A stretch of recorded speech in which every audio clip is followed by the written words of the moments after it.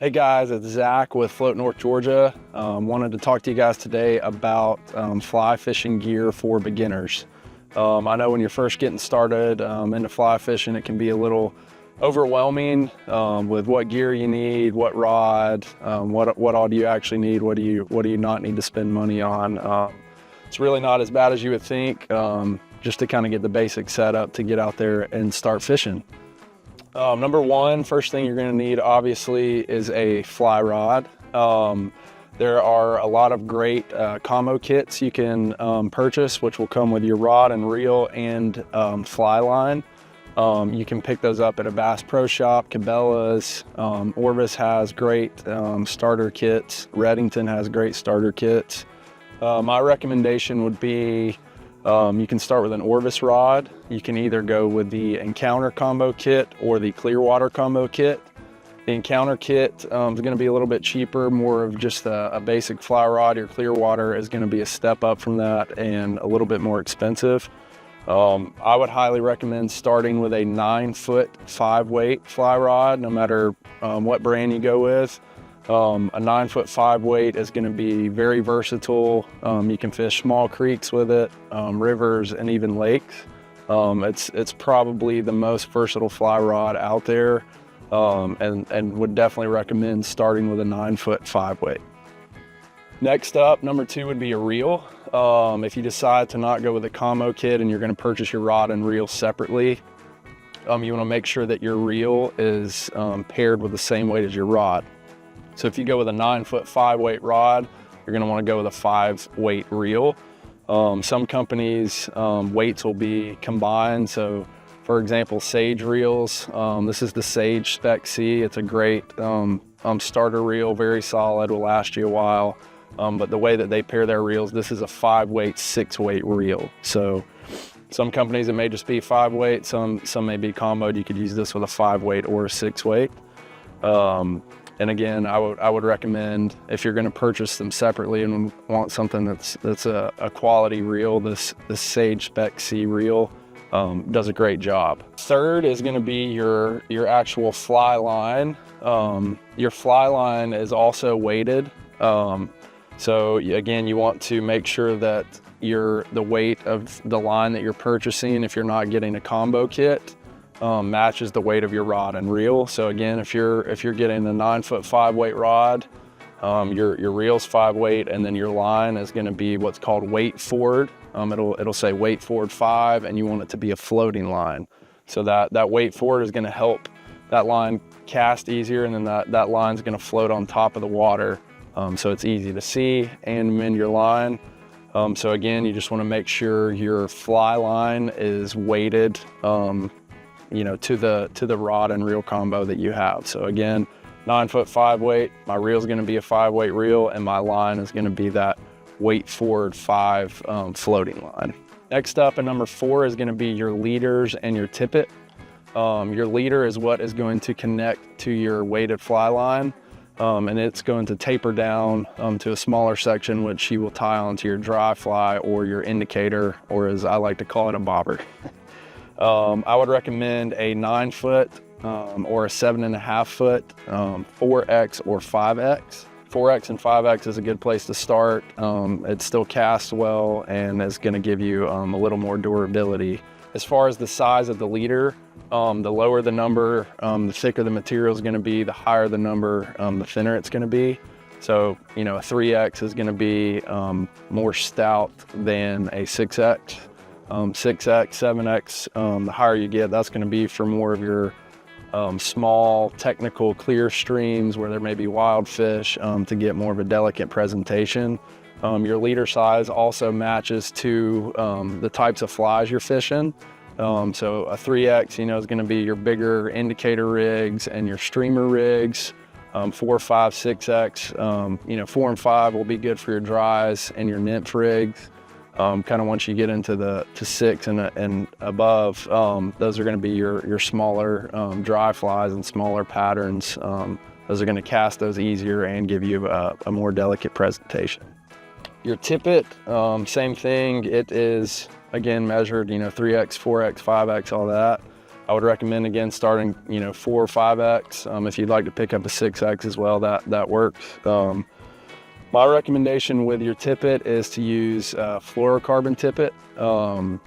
That is going to be less visible underwater, and it's also going to sink a little bit better compared to your nylon material for your leaders. Next up, number 5 is going to be your flies and your fly box, your fly storage. As far as flies go, I would recommend having a good assortment of dry flies, which are going to float on top of the water. They're going to act as your indicator, and then also act as a fly as well. Whatever bug you're imitating, the fish will eat that dry fly. And then below that, you'd like to have a good assortment of nymphs, caddis imitations, mayfly imitations, midge imitations. Just kind of have a good assortment of that. What I would recommend when you're first getting started is going to your local fly shop or wherever you're headed to go fishing. Find a local fly shop in the area. They're going to be able to tell you, what flies are working and the time that you're there to fish, and they'll be able to help you, get a nice assortment of the bugs that the fish are eating in that area. And it's always great to support your local fly shop. As far as fly storage goes, for nymphs, I really like this Fish Pond tacky box. It's nice and slim, and the material inside holds the flies well. Really enjoy this. I keep this in my boat bag, and then also if I'm out wading, it's super easy to just pick up, throw in my wade pack. You can also purchase dry fly boxes. For me, I prefer when you go to a fly shop, they'll give you this little container when you buy your flies. I really enjoy using this for my dry flies. Super easy to just open, pick them out, good to go. Again, they make dry fly boxes and fly storage for dry flies, but again, this is kind of a cheap, budget-friendly, easy way to keep your dry flies and easy to grab them out. Next up, we have your accessories and your tools that will be helpful to have on the water. First off, I would start with a pair of nippers. These are going to be really helpful, after you tie your knot onto your flies or need to cut a fly off, anything like that. These nippers are going to make that much easier. Nippers also have a little pointer tool where if your fly, when it was tied, has glue or anything stuck in the eye, it's got this little pointer tool that you can poke through the eye of that hook and clean that out. It's also helpful if you buy, I like to use this lanyard from Simms. Super easy, just throw it over your neck. It's adjustable as far as how high you want your nippers and any other tools you'd like to put on the lanyard. Just makes it super easy when you're fishing to access. Your nippers are right there, pull them up, clip the line, whatever you need to do, you're good to go. Next up would be a good pair of hemostats or forceps. These are going to be helpful if you hook a fish and the hook's a little more difficult to get out with just your fingers. This is going to help you get that hook out nice and easy, just pop it out of the fish's mouth. These are also helpful if you're tying certain knots, like if you were making your own leader.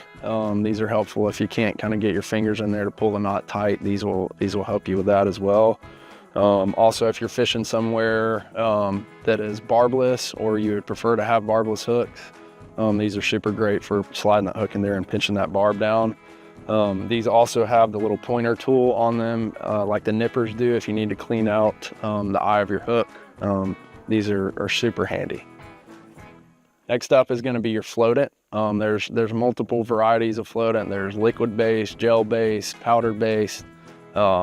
I've been using the gel here recently. It does well. You just put a dab on your dry fly, rub it in with your fingers, and it's going to help that dry fly sit higher in the water and float good for you, for hours while you're fishing. If it starts to sink on you after a few hours, they make the powder in the shake. You put your dry fly in there, shake it, and that's going to help remove the moisture from the fly. And then once it's dry, you can apply a little more of the gel, rub it in with your fingers, and keep that dry fly floating nice for you. Next up, you're going to want to have assortment of split shot. Your local fly shop will carry that. You can also order it online.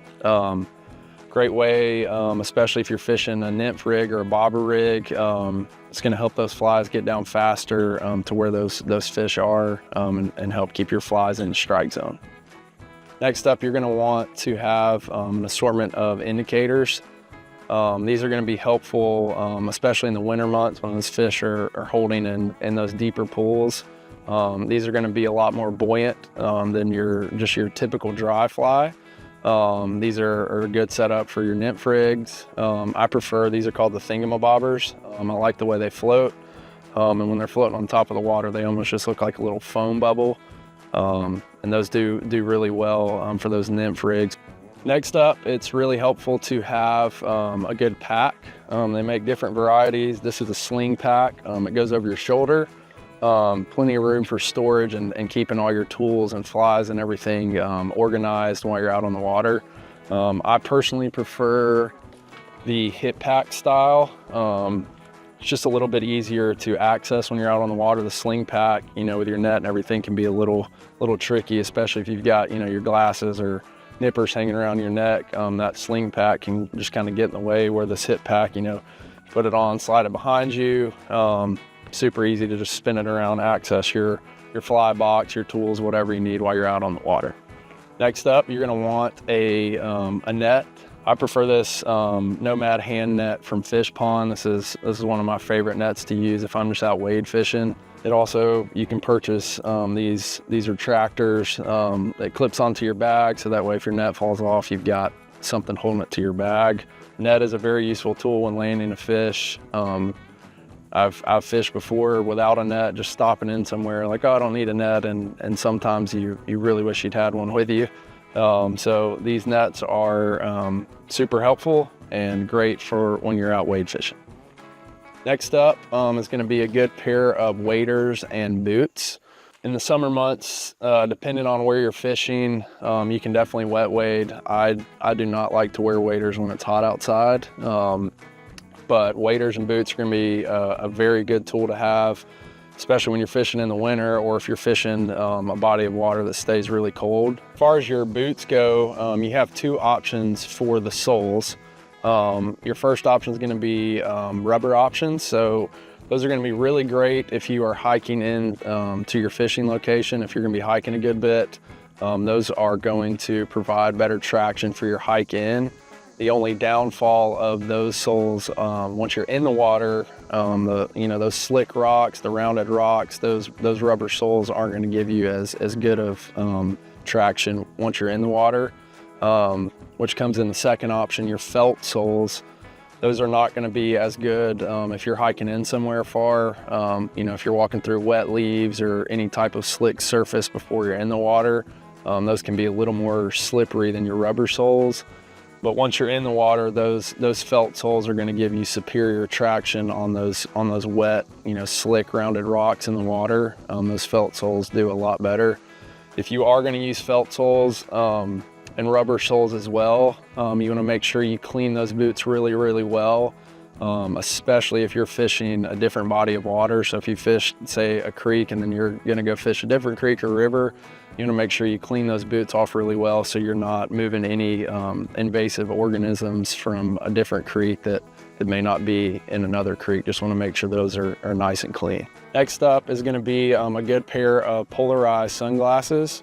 These are going to help you see through the water better. You can spot fish, see structure better underwater where fish may be holding. You don't have to break the bank on these. Just make sure you can grab a good pair of polarized sunglasses. Thanks guys for watching. I'll have a link to our blog post that goes into a little more detail about everything we talked about today. There's also a list and a link on the blog post to all the products and what we would recommend when you're first getting started as far as all the equipment you would need. Hope this was helpful for you guys. Thanks again for watching, and get out there and enjoy being on the water.